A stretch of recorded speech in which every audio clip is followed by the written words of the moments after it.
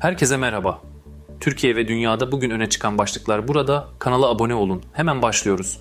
Bugün gündemde Endonezya'da 7.7 büyüklüğünde deprem, en az 38 ölü ve tsunami uyarısı. İlk haberimizle başlayalım. Ukrayna cephe hattına yaklaşık 920 kilometre uzaklıktaki Samara'daki JSC roket ve uzay merkezi NİFEP 5 Flamingo seyir füzeleriyle vurdu. Tesisin hala yandığı bildiriliyor. Bu saldırı Ukrayna'nın bugüne kadar gerçekleştirdiği en uzun menzilli darbelerden biri olarak kayıtlara geçti. Diyarbakır'da düğün hazırlığı yapan bir ailenin minibüsü devrildi. Kazada 5 kişi hayatını kaybetti, 11 kişi yaralandı. Yaralılardan ikisinin durumunun ağır olduğu bildirildi.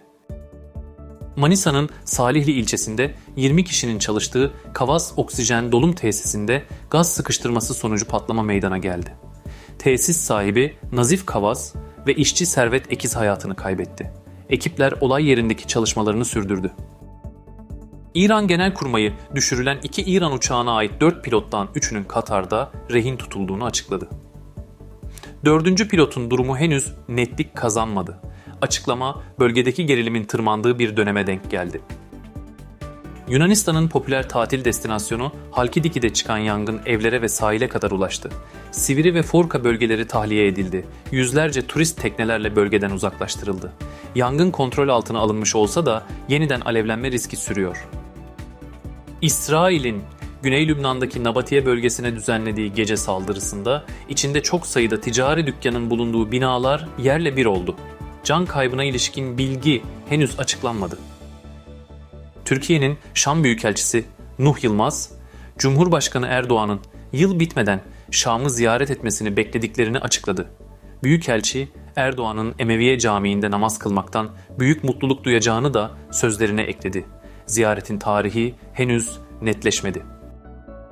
Rusya'da süregelen yakıt krizinin boyutu giderek büyüyor.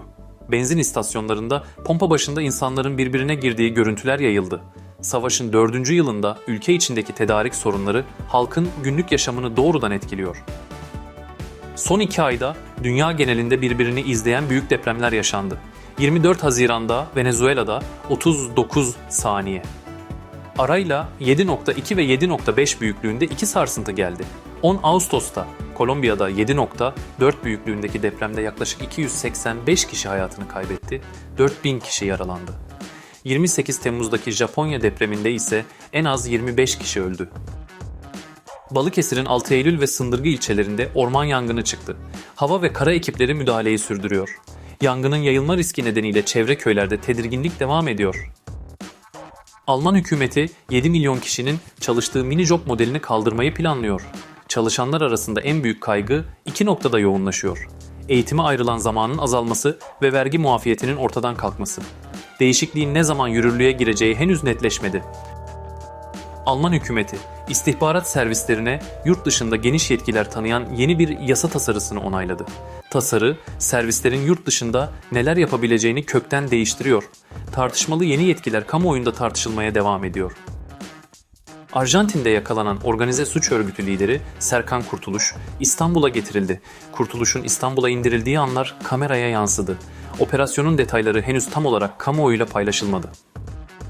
Süleymancılar cemaatine yönelik mali operasyonun ardından eski Süleymancı Zekai Işın, operasyonun ayrıntılarını ve cemaat içinde bundan sonra yaşanabilecek gelişmeleri değerlendirdi. Işın'ın açıklamaları operasyonun kapsamına ilişkin yeni sorular doğurdu.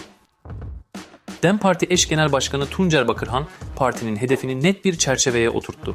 Cezaevlerinin boşaltılması, sürgündeki arkadaşların geri dönmesi ve belediyelere kayyum atanmamasını istediklerini söyledi. Bakırhan, bu yolda kongreye güvendiklerini ve birlikte yürüyeceklerini vurguladı. TBMM Başkanı Numan Kurtulmuş, Soğuk Savaş döneminde özellikle 1980 öncesinde Türkiye'de sağ-sol çatışmalarında binlerce gencin hayatını kaybettiğini hatırlattı. Kurtulmuş, bundan sonraki söylemin ayrışma değil, kardeşlik ve birliktelik üzerine kurulması gerektiğini, bu birlikteliğin Türkiye dışındaki Türkleri, Kürtleri ve Arapları da kapsayacağını söyledi. Adana'nın Saimbeyli ilçesinde araçların ve ambulansın ulaşamadığı evde yatan hasta kadın, eşi tarafından el arabası ve battaniye ile taşınmak zorunda kalıyordu. Çağrıya mahalle sakinleri yanıt verdi. Arazi sahiplerinin fedakarlığıyla eve ulaşan bir yol açıldı. Hatay'ın Dörtyol ilçesinde bir fırına yapılan denetimde fare yuvaları, fare dışkısı ve yırtılmış un çuvalları bulundu. Derin dondurucuda gıdayla temas halinde paslı bir kazma da dikkat çekti. Hijyen kurallarına uymadığı tespit edilen fırının faaliyetleri durduruldu. Belçika'nın başkenti Brüksel'de sıcaklıklar 42 dereceye ulaştı. Avrupa'nın kuzeyinde bu denli aşırı sıcakların yaşanması, iklim verilerinin yeniden gündemin üst sıralarına taşınmasına yol açtı. Ağrı Dağı'na tırmanış yapan bir grup dağcı, Ağustos ortasında kar fırtınasına yakalandı. Ekiplerin durumu kontrol altında olduğu bildirildi. Yüksek rakımlı zirvelerde yaz aylarında bile ani hava değişikliklerinin ciddi tehlike yaratabileceği bir kez daha ortaya çıktı. Japonya, 2. Dünya Savaşı'nda teslim oluşunun 81. yıl dönümünü andı. Başbakan Takaichi, Hiroşima ve Nagasaki'deki atom bombası kurbanlarını, Okinawa Kara Savaşları'nda hayatını kaybedenleri ve diğer savaş mağdurlarını andı. Takaichi, savaşın dehşetinin bir daha yaşanmaması için kararlılıklarını yineledi. Kazakistan, bir Twitch yayınında "Kazakistan Rusya'ya aittir" ifadesini kullanan Rus uyruklu kadını sınır dışı etti. Ülkenin egemenliğine yönelik bu tür açıklamalara karşı Kazakistan'ın son dönemde tutumunu sertleştirdiği görülüyor. Almanya'da Thüringen Eyaleti Başbakanı Mario Voigt'a intihal suçlaması yöneltildi.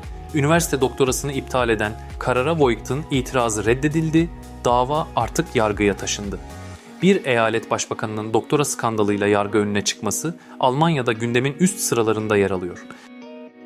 Rus askerleri Ukrayna insansız hava araçlarına karşı araçlarını aynalarla kapladı.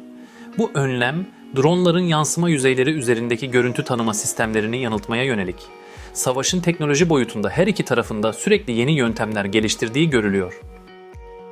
Sudan'ın Kuzey Kordofan bölgesinde Türk yapımı Akıncı TİHA, BAE destekli RSF'ye ait Çin yapımı CH-95 insansız hava aracını düşürdü. Söz konusu İHA'nın Çin tarafından BAE üzerinden RSF'ye tedarik edildiği belirtildi. Gazeteci Murat Ağrel, Düsseldorf Havalimanı'nda Pegasus Çekan kontuarlarında yaşanan kaotik tabloyu aktardı. 4 kontuardan yalnızca ikisi açıktı. Hasta ve yaşlı yolcular dahil herkes bagaja bırakmak için saatlerce kuyrukta bekledi. Ağrel, bu durumun kendine özgü bir sorun olmadığını, havalimanını kullanan yolcuların sürekli aynı tabloyla karşılaştığını belirtti. Türkiye'de yaz mevsimini geçiren leylekler Afrika'ya göç yolculuğuna başladı. Hatay semalarında oluşan büyük leylek sürüleri görsel bir şölen sundu. Her yıl yinelenen bu göç, Ağustos ortasında Hatay'ın geleneksel işareti haline geldi.